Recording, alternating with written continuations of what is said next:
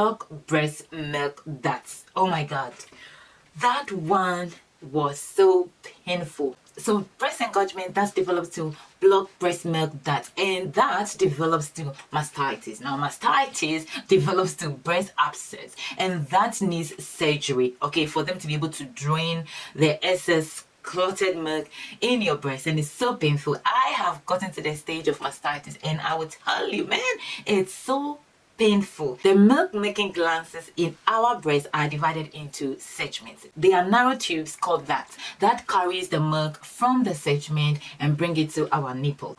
Now if one of these segments is not well drained during a feed, it can lead to blockage. Now you don't want to feel it because it will feel like lumps in your breast. So you're going to feel it either under the breast or on the left side or in between or on top.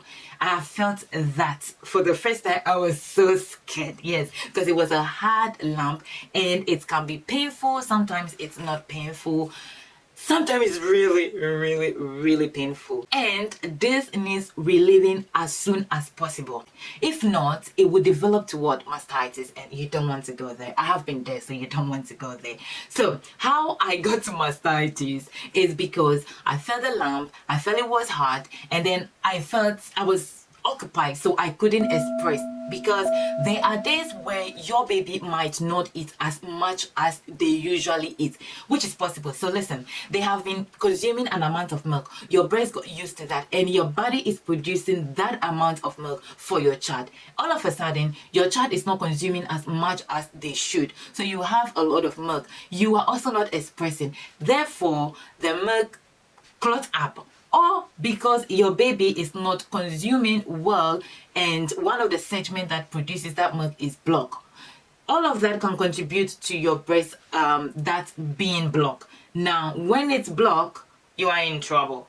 Okay, so I didn't express milk because my baby was not consuming as much as he need to consume, and then I felt the lump, but I was like, the next session he's gonna eat a lot. The next session he doesn't. So you already are piling up the blockage, and oh my lord, that was the worst thing I ever did to myself. It's so painful, very painful. And one of the ways that you can release that pain as soon as possible is expressing. So frequent feeding is highly recommended. Sometimes your baby wants to feed, but things you cannot explain, they will pretend like they don't want to feed. You try it, no, keep trying until they accept to eat, and then they feed. Don't also switch them from breast to breast too quickly, because that can create that blockage. Okay, let them consume as much as they can for a longer period from one part of the breast. Now I know that you all have felt it. It couldn't be me alone feeling it. When your baby is actually eating, like it's for the first period of time, you don't feel milk driving from the segment to the nipple on the other breast, okay?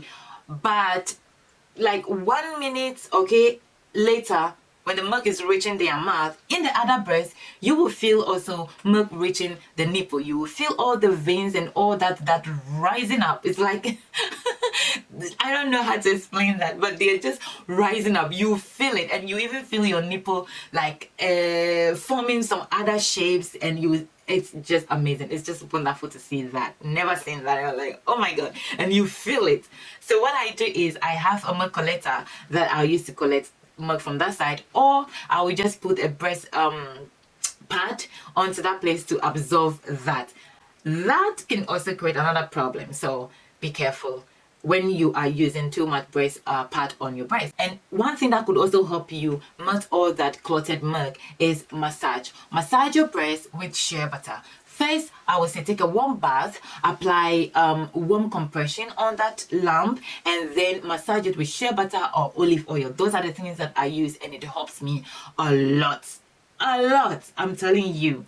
And then extract as much as you can feed your baby as much as you can on both breasts, or especially the breast that has lump. It does happen. One of the breasts might have lump, or one of the breasts might be having pain and the other one not. So feed the baby on the breast that has issue first before you go to the other one, because it's more painful on the breast that is having problem. It's more painful to express. So what I would do is I'll feed my baby on the breast that I'm having issue with, and then if he didn't take from the other breast, which is fine, I will rather express from that breast. I hope I'm making sense and giving you as much information as you do need.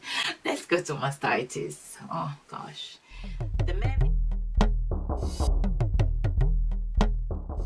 Hey, this is me kindly asking you to subscribe to my channel, whether you love my videos or you don't. And you can personalize your notification.